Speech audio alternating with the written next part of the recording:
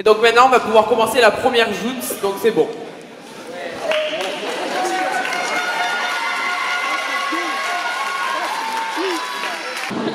Donc le sujet, c'est après la pluie, le beau temps, et nous défendons la thèse du non. Vous avez déjà tous entendu cette fameuse phrase qui dit « Après la pluie, vient le beau temps ». Mais si la pluie ne s'arrêtait pas, s'arrêtera-t-elle réellement un jour? Non. Cette phrase vous donne un espoir d'aller mieux, l'espoir que tout ira mieux. Elle vous donne l'espoir qu'un jour, il y aura de la lumière. Mais faut-il vivre vraiment qu'avec la lumière? Le noir ne serait-il pas en fin de compte bénéfique? La pluie n'est-elle pas essentielle pour évoluer? Regardons, oui, regardez, grâce à la pluie, les fleurs poussent, les plantes grandissent, les hommes changent et évoluent. Je m'excuse de vous le dire, le monde des bisounours n'existe pas. Car certes, le beau temps apporte des rires et des sourires, mais sans la pluie, nous ne changeons pas, nous n'évoluons pas. Les périodes sombres nous permettent de comprendre que le beau temps a existé et qu'il a compté pour nous. Car oui, dans une période de rupture, par exemple, des larmes coulent, des pensées tristes nous envahissent. Mais cela nous permet de se rendre compte que l'amour qu'il y a eu envers cette personne a existé. Imaginez juste un monde sans tristesse, sans compassion. Imaginez juste vous, perdre un proche et ne rien ressentir. Cela ne vous semble pas horrible? Ne vous sentez-vous pas coupable? Nous allons donc vous démontrer que la pluie est puissante, est importante et qu'il ne faut pas attendre le beau temps pour se construire, car la pluie n'est pas forcément négative. Envisagez-vous de dire à quelqu'un qui vient de perdre un proche qu'il ne doit pas se sentir triste et qu'une période de soleil approche, de dire à une petite fille qui est dépressive qu'elle ira mieux toute sa vie quand cette période de tristesse s'achèvera? Il faudrait plutôt lui faire comprendre que ces périodes lui permettront de changer de perspective et de grandir. Grâce aux moments de tristesse, on peut apprendre de nos émotions, on peut devenir plus fort et cela nous permet d'être encore plus heureux lorsque des moments de bonheur arrivent. Après la pluie vient le beau temps, alors ne t'inquiète pas, disent-ils, mais si de nouvelles difficultés parviennent, et si finalement, après la pluie venait la pluie. Cette citation nous donne un espoir qui décrédibilise nos sentiments. Personne n'a de garantie que les choses s'arrangeront, que la vie s'améliorera. En tout cas, moi, je préférais dire à cette fille que peut-être que pire arrivera, qu'elle continuera à être sous la pluie, mais que ce n'est pas forcément une mauvaise chose. Elle construira elle-même un parapluie grâce à son expérience pour s'abriter et aura plus de ressources par la suite. De plus, le soleil ne serait-il pas plus radieux après une période de pluie? La pluie est tombée, mais cela m'a permis de me rapprocher des gens que j'aime et de voir qui m'aime seulement avec les rayons du soleil ou aussi en temps de pluie. Par cela, je voudrais dire que les moments compliqués permettent la réunion des gens qui nous aiment d'un amour désintéressé, qui ne sont pas que là pour les bons moments. De même, ces périodes s'accompagnent de réflexions intérieures profondes. En effet, la douleur est un signal qui indique qu'on est prêt pour le changement. En cherchant à soulager cette souffrance, nous nous sentirons motivés pour sortir de ce mal-être intense qui nous consume de l'intérieur, mais qui permet néanmoins de réévaluer nos priorités, de nous rendre plus empathiques vis-à-vis des autres et qui nous encourage à devenir meilleurs. Pour conclure, ne soyez pas tristes d'être tristes, car oui, vous allez peut-être pleurer, ne pas réussir à dormir, réfléchir intensément, à perdre la notion du temps parfois. Mais une fois que cette période sera passée, que ces larmes seront séchées, vous apprécierez d'autant plus les rayons du soleil, car vous serez passé par une longue période de tristesse qui vous aura permis d'apprendre sur vous-même et de faire la paix avec le fait de ne pas toujours avoir un sourire fixe sur le visage. Ça y est, oui, vous n'attendrez plus que la tristesse parte toute seule, comme par magie, car vous aurez compris que les périodes de pluie sont plus puissantes et plus importantes que les périodes de soleil. Vous aurez vos valeurs, des valeurs que vous aurez construites seul, car seule une personne courageuse peut arriver à trouver sérénité dans le chagrin. Les ombres de la tristesse sculptent l'âme, révélant la lumière du changement qui y sommeille. Rappelez-vous de nos paroles, car, en conclusion, après la pluie, vient la pluie.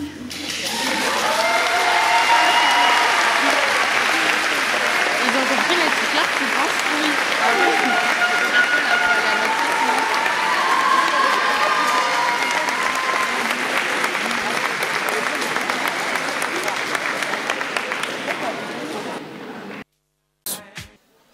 Hey, salut Dina, tu vas bien? Ouais, super, super. Merci. C'est vrai qu'il pleut beaucoup. Ouais, en plus le bus a du retard, il paraît qu'il y a des bouchons. Ah bon? Mince. Bon, tant pis, au pire, ça nous fait rater des cours, hein. Il y a des secondes, des premières, et puis nous, je sais pas s'il y aura assez de place. Non mais t'inquiète pas, hein. On reprend nos places habituelles. C'est vrai, t'as raison. Tu te rends compte Lucas? Nous sommes déjà en terminale, déjà si proche du bac. Toutes ces années passées ensemble, toi et moi, ça fait 10 ans maintenant qu'on se connaît. Tous ces bons moments qu'on a passés depuis la CM2, tu te souviens? La course d'orientation, le bal de fin d'année, qu'est-ce qu'on a pu rigoler. Pourtant, tout n'était pas si rose, malheureusement. Ouais. Tu te souviens cette période? On en a bavé. Hein. Ouais, c'est vrai. Comment oublier? Entre le harcèlement que tu as subi à l'école et sur les réseaux sociaux, et moi, les problèmes que j'avais avec ma mère, c'était vraiment difficile. Ces moments où j'avais juste l'impression d'être humiliée, insultée. Tout s'écroulait autour de moi. Entre ces personnes qui disaient que je n'allais jamais réussir et ces personnes qui colportaient des rumeurs sur moi, j'avais perdu toute confiance en ma propre personne. Et moi, cette sensation d'impuissance, avec ma mère malade, aller à Lyon, aller à cet hôpital morbide, ne pas savoir ce qui allait se passer, ne pas savoir si l'opération allait fonctionner, c'était un véritable supplice. Mais vous savez, cher public, ce tableau que l'on vous dessine n'est que le reflet de notre propre vie, la vraie vie. Elle n'est pas toujours si rose, elle n'est pas toujours si colorée, et parfois, elle est bien plus compliquée. Moqueries, insultes, injures n'ont jamais cessé de pleuvoir sur mes épaules. Et pourtant, j'ai vu au-delà de ma propre existence. Et je me suis rappelé qu'il faut toujours avoir foi en la vie. L'espérance n'est pas une simple illusion. Elle est une véritable conviction, une véritable mission. Et c'est cette confiance en la vie qui nous donne le courage d'avancer. Cher public, ne vous laissez pas impressionner par le discours par les paroles des quelques fatalistes réduisant le champ des possibilités. Retenez, tout ne s'est pas fini lorsqu'on m'a dit que ma vie se terminait ici, lorsqu'on m'a dit que je n'allais jamais réussir. Croyez-y, croyez en vous, la roue tourne comme on dit. Gandhi, ou encore Mandela, ont cru et ont réussi. Agissez avec cœur et esprit. Prenez votre passé comme arme de paix. La vie est un cycle. Vous aussi, vous serez récompensés.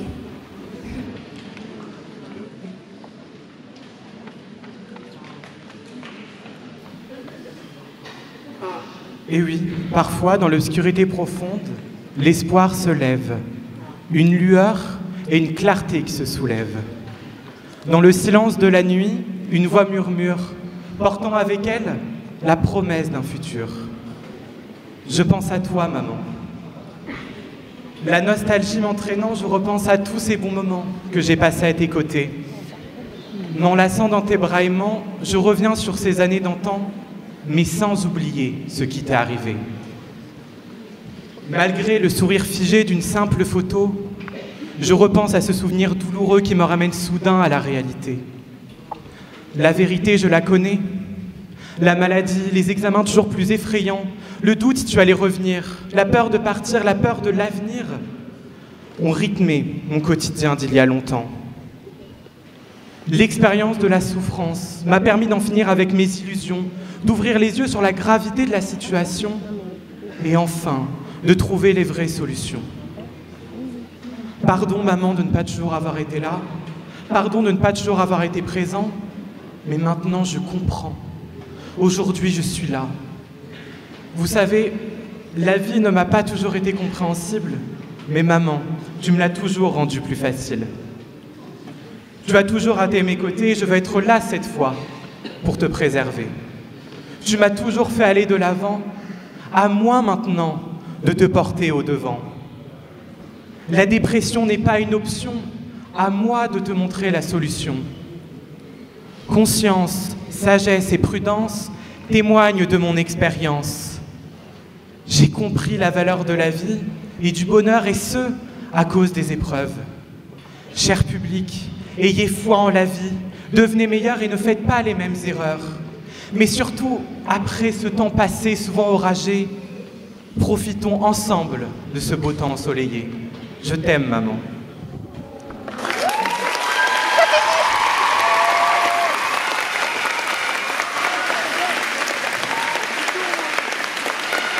Tu veux que je te tienne ?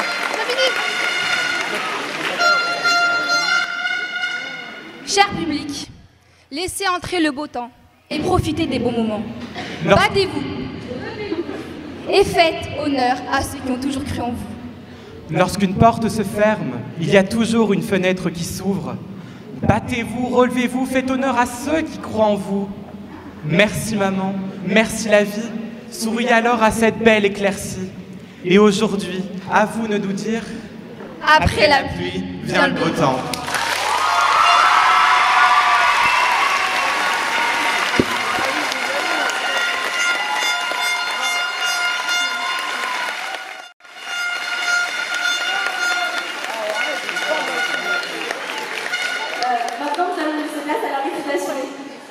En effet, comme vous l'avez dit, on peut se battre pour les gens qu'on aime et même pour nous-mêmes. Mais ce que je voudrais dire, moi, c'est que les cicatrices restent et resteront toujours. Et on restera toujours d'un côté, dans une part de nous, par exemple, après le décès d'un proche, dans une période... Bon, on n'arrivera jamais réellement à s'en remettre, en fait. C'est ça que j'essaye de dire. Les cicatrices resteront et resteront toujours. Moi, je dis aussi que vous dites qu'il faut beaucoup croire en vous, qu'il faut avoir espoir en la vie. Mais si on donne tout le temps espoir aux gens qu'on aime et qu'on finit par croire en nos propres choses, on finit par décevoir les autres et se décevoir nous-mêmes. Et c'est là que le mauvais temps va arriver. Et donc c'est bien d'avoir espoir, mais c'est bien aussi d'être dans le concret. Et voilà. Parce que l'important, c'est de souvent rester dans la réalité. En effet, par exemple, lors de maladies ou d'addictions, il y a souvent des rechutes et on n'en parle pas souvent. On a tendance à tirer le positif, mais dans ce genre de choses, il y a rarement le positif. Alors même si cette phrase nous donne de l'illusion, de l'espoir, il faut rester dans la réalité des choses.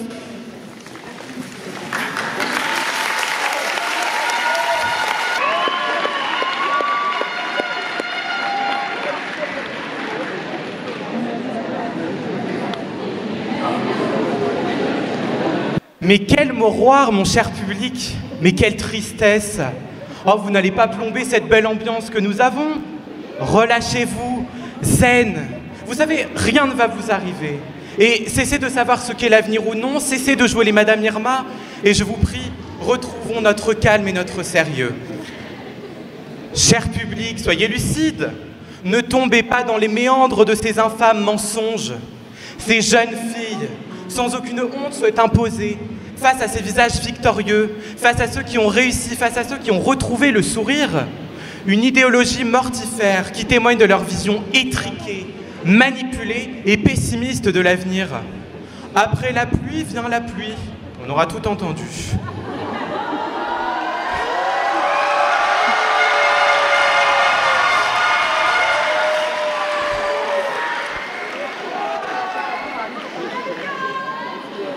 Je vais pas terminer.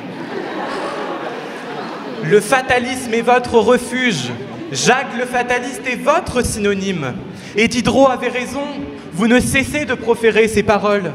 Je vous l'avais bien dit, c'était écrit. Mais enfin, mon cher public, le maître du temps n'existe pas. Ni eux, ni vous, ni moi ne savez de quoi est fait l'avenir. Mais il faut toujours y croire. Et, à vrai dire, cela n'a pourtant rien d'anodin. Vous souhaitez, je vous le comprends, combler une peur certaine. La peur de l'inconnu, la peur de l'imprévisible. Mais votre manque de courage et d'honnêteté témoigne en réalité de votre incapacité à pouvoir évoluer. Cessez de vous morfondre. Et aujourd'hui, vous êtes la cause de tant de méfaits. À force de crier au loup, de tirer sur les ambulances, vous devenez les apôtres de l'immobilisme qui condamne à l'inaction et au désespoir. Mais je dirais même plus, mon cher public. Le fataliste est celui qui lave son âme dans son urine, dit-on. Excusez-moi, mais vous en êtes la parfaite expression.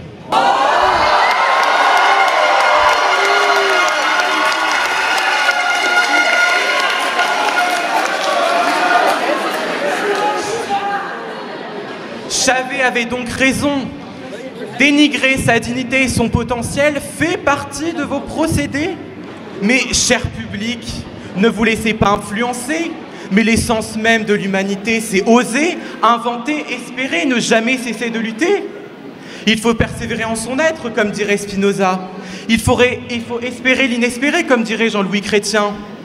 Il faut rendre nos rêves réalité. Et c'est pour cela que nous sommes ici aujourd'hui, pour vous y accompagner.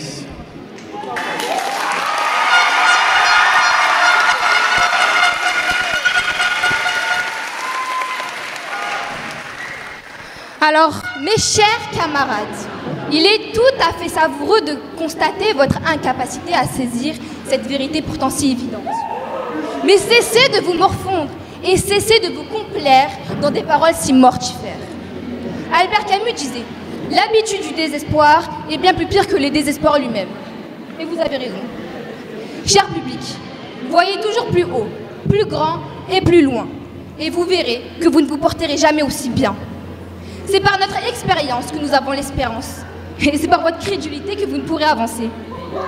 Cher public, pensez à Malala ou encore à Simone Veil, qui malgré l'oppression de leurs conditions, n'ont jamais cessé de choisir l'espérance et l'action.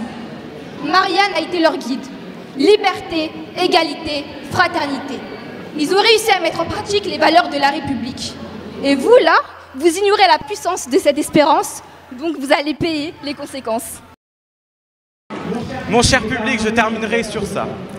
Ne connaissez-vous pas ce proverbe? Les nuages donnent la vie et la vie la pluie.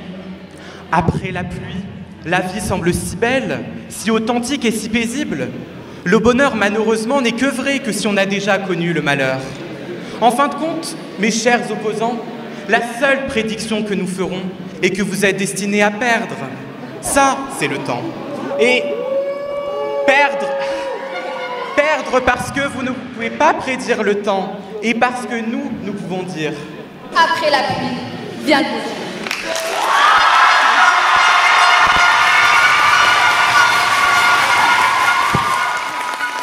On applaudit, on applaudit.